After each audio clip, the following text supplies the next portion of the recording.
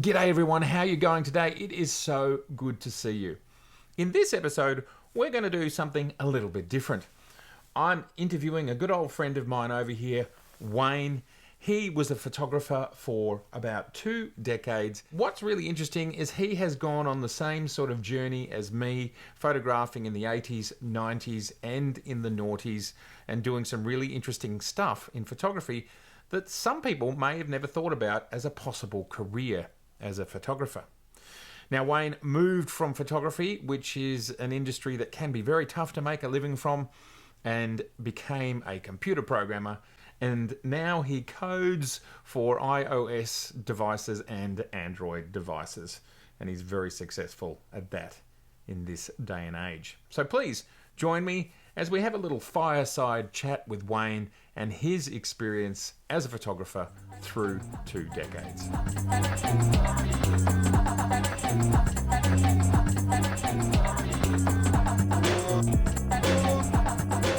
Mr. Wayne Lightning Buchner, how are you, sir? I'm very good. The reason why Wayne is joining us today is because Wayne was a photographer for 20 years, maybe? I'm going to go with 25 years, but still a photographer. Never, Yeah. it never leaves. To clarify what I mean there, Wayne was a professional working photographer Yes. for 25 years, which is a massive achievement. Yes. And so, Wayne, I want you to share with us today the highs and lows and the joys. And as you just said, it's always in your, it never goes away. It's always in your blood. Firstly, how did it all start? Why did you get into photography? It all started when I was 12 years old, and I dragged my grandmother to what I later found out was PMA, the Photographers Marketing Association. You know, they have these great big showcases. So I was 12 years old when I picked up my first Nikon. Would have been a Nikon F3 maybe. Yep. And I would have played with a Canon AE program or something like that. So this would have been 1982 or 1983. And that was it, you know. Fell in love with the hardware first. Yep. And photography second. I love it. I mean, here on this channel, you know, 50% of our lives are taken up with the gear acquisition syndrome, which is all hardware driven, you know.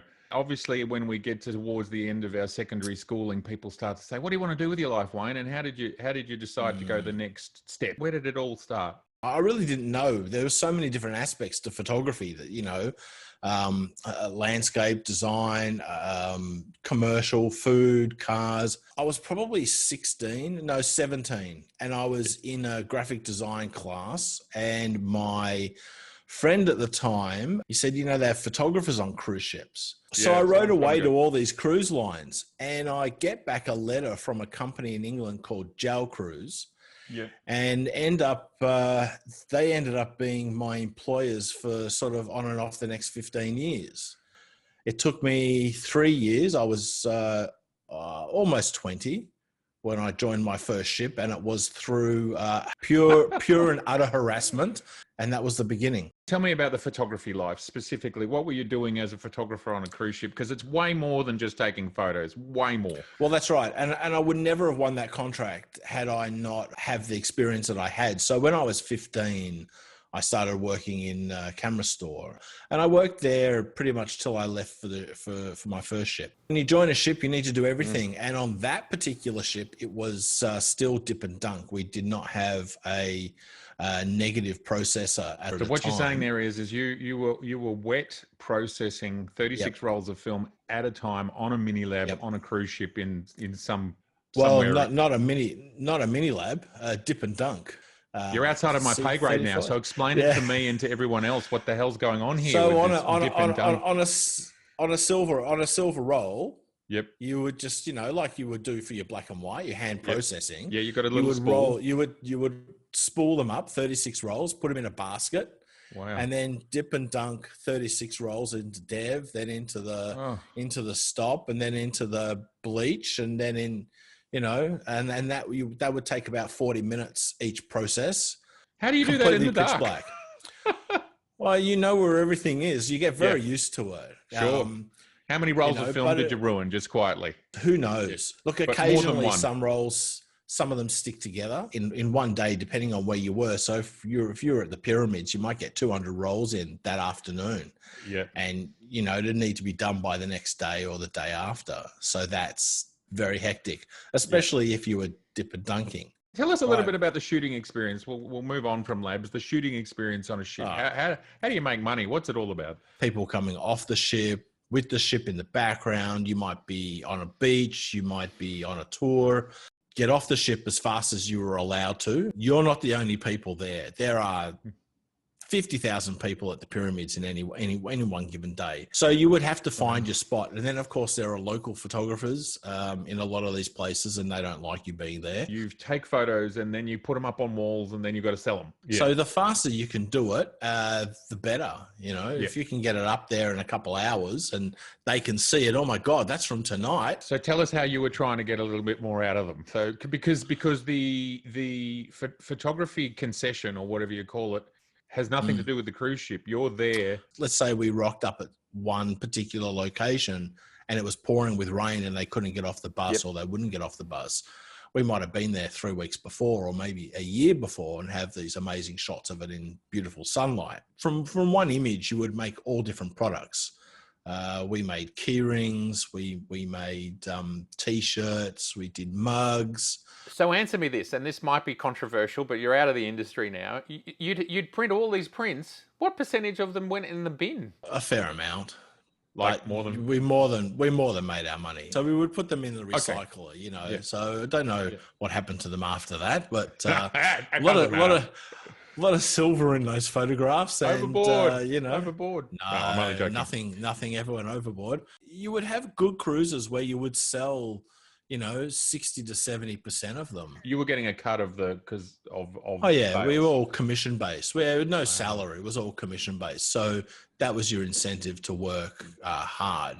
Your day starts from roughly 6 o'clock some mornings, and you may not get back into bed until 1 or 2 o'clock the next day. Yeah. And then, you could have issues as well, like major issues that were like the lab. You could have what happens if it breaks and you're 5,000 kilometers from anywhere? If it's a fixable issue, so if you had spare parts, if it was a cog, or if something was easy to fix and you had the part, you would fix it.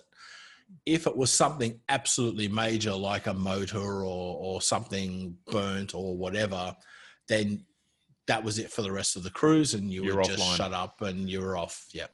How much of a photographer did you feel versus all the other stuff? Because this is something that's really important to me. The reason I started this channel was to say, if you want to be a photographer, if you want to be a self-employed photographer doing your own thing, well, realize that photography might only be 10% of your time, the actual click part.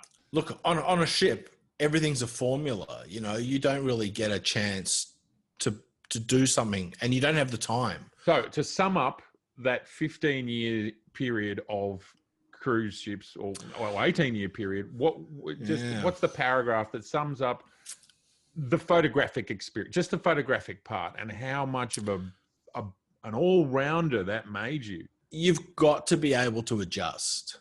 It's a great opportunity to begin your chops as a photographer, and as well as see the world and meet amazing people. So absolutely. How many interesting locations have you been to? So I've been to the pyramids 14 times, and with various different levels of cruise ship. 14 times more than me. Well done. Top 10. 43 times through the Panama Canal. Oh, sorry, 44. Man. I'm already jealous. Stop. Yeah. No, keep going. I've been to Ephesus in Turkey, which most people don't know about, which is one of the ancient wonders of the world, and that is an incredible location. I've done 5 world cruises, so circumnavigated the world twice. I've been to Antarctica. Wow. I've been right up to the Arctic Circle and through to pack ice on a couple different cruise lines. They're the highlights. I mean, you've been to New York, you've been to London, you've been to freaking every major city. Been to New York, yeah. First time I sailed into New York was 1992. I think I was 21 at that time. Yeah, sailing into New York, listening to Billy Joel, New York State of Mind, actually. Yeah. That was the first time I went to B&H. Hey! How B&H, exciting. And I bought a Nikon FM2. and a Nice. Sigma 20 and a Sigma 28 to 70. So Wayne, the next step was Wildcat Digital. This is when you set it up yourself with a mate. To walk us through the post cruise ship Wayne photographer. Wildcat Digital was set up with a good friend. He was supposed to do the photography and I was going to do the marketing and the business side of it. So I was really never going to shoot again, really. In the end, I did. Sort of killed me. Commercial photography is a bloody hard game. We would all love to hear this stuff because this is the realities of the industry. I had a wonderful client and I would do roughly about 2,000, 3,000, 4,000 images a month for them, all garments. And I did this for about 3 or 4 years. It was my bread and butter. It was garments would come in, we would shoot them, color correct them. So they had a huge boost in revenue. Everything was going great. Probably for 3 or 4 years I did this for. And overnight, something changed. So I got a call and they said, oh, listen, would you do this for free? Because we've got an advertising agency who said they'll do it as part of a contract for free. And I said, yeah, no, I can't do that. So overnight I lost 90% of my revenue. Previous to that, you would get a lot of stories, you would get a lot of bits and pieces. So I think the best thing I ever did was we created something called Miscellaneous Wednesdays. Basically what you would do is you would leisurely do this shoot on your own with these products because I would drop them off by Tuesday and they pick them up on Friday. We would obviously take a brief, but this way, no client involved, no client there. And if you ever do a catalog, they end up bringing another 200 products and try and jam everything into the one day. People would drop things off and they would pay a premium price. They might only get 1 or 2 shots of an item. So we would do a catalog every week with, maybe 10 or 20% of the items, as opposed to being under all this pressure of shooting, a couple hundred up to 1,000 products in a day. So Miscellaneous Wednesdays was huge. It kept me going for quite a few years. So ultimately, we're sort of heading towards 2006, 2007, somewhere around there, I think. And why did you decide to wrap it up? First of all, the economy started to die. Yeah, we're heading towards the GFC, yep. And then you would get a lot of these stories where people come in and say, oh, we've spent, we've just made this. It's $200,000 of our life saving on this and we need it photographed. You've been highly recommended to us. How much is it going to cost? You say, well, it's $50. $50? Oh, that's way too expensive. And they'd walk out the door. And 6 months later, they'd come back and they'd say to you, look, things didn't go well. We shot it with our own phone. And you can imagine back in 2007 what phone cameras were like, right? Yeah. Oh, it didn't go well. It was not good. But we're now with this new agency. And funny enough, they recommended you again. We've just spent another 20K, blah, blah, blah, whatever. We've revamped the colors. We need another shot for the launch. How much would it be? And it's like, well, it's still $50. That's so cheap. I heard that so many times, and it is cheap, ridiculously cheap, but they would have to leave it there and pick it up a few days later. And it wouldn't be $250 for me for an hour. Yes. It's incredibly profitable. No, it makes sense if you've got a pipeline of people just dropping stuff off. I totally understand that. But in the end, I just fell out of love with it. I had a lot of things going on in my life, and it's maybe you fell out of love with product photography. Right. I sort of fell out of love with the commercial industry. Yeah. And it left a bit of a bitter taste. It's so tough. And I went back, I took a year off. I went back to ships for a year and found that had changed dramatically in 2008. Yeah. But it was a lot of fun. Met great people, played with some new technology, and then sort of came back, and then life really changed for the better after that. Now, I did ask you did you come up with some favorite images? So this was the first shot. That's beautiful, Wayne. This is the Saiwan swimming sheds. Now, I met a guy in Hong Kong called Lok Chung. He's a massive YouTuber. Yep. And we sat for about 3 hours and talked about photography. Maybe I might enjoy this particular location. So I went back at 6 o'clock one morning to get these shots. So this is a 15-minute exposure. This is the Fuji X. This is all the XE3.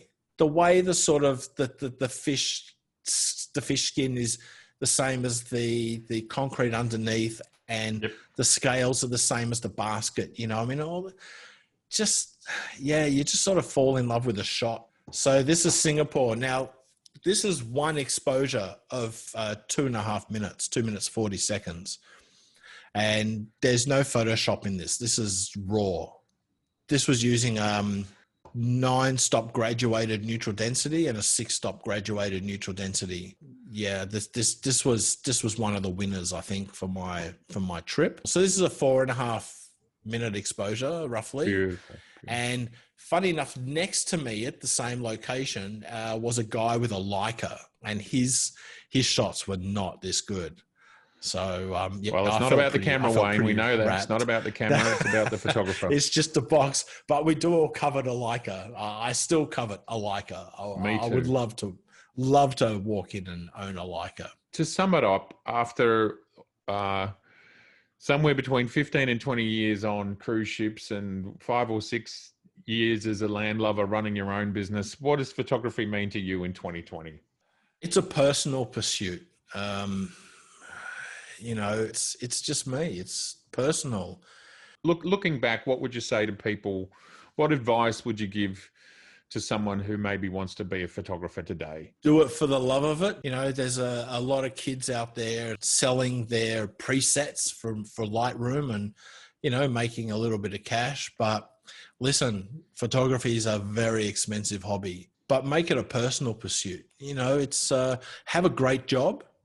Find a job that you love and let that pay for your photography, because that job can send you overseas. You can travel to places that sometimes photography alone won't let you go or won't afford you to go. Those images will find you. That story will find you.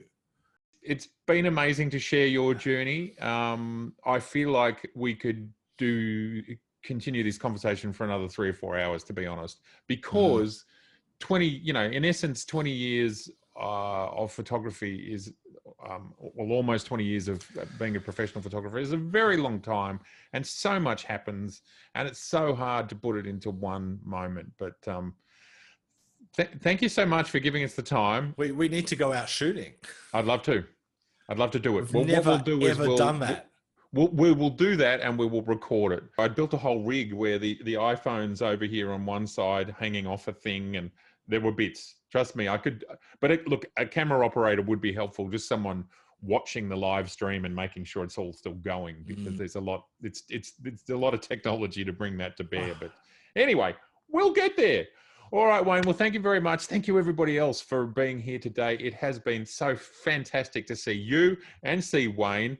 If this is your first time here, we would love to see you again. So please subscribe and please share. And Wayne, do you want people to follow you on Instagram? Yeah, well, if you like coffee and you like food and coffee. Yeah. What's your handle? I shoot mostly W Buchner. WBUCHNER. Too easy. All right, everybody, check out Wayne's work. He's still an extraordinarily good photographer. You basically feel like you're watching Vogue food lifestyle photography, because he just loves it, and he's so good. He's let's face it, he's passionate about photography. I actually think he's more passionate about food. I get it. Man, you're an amazing cook as well, but that's for another video. Thanks. All right, everybody. Wayne, thank you very much. You look after yourself. Thanks, Matt. See ya. See you later.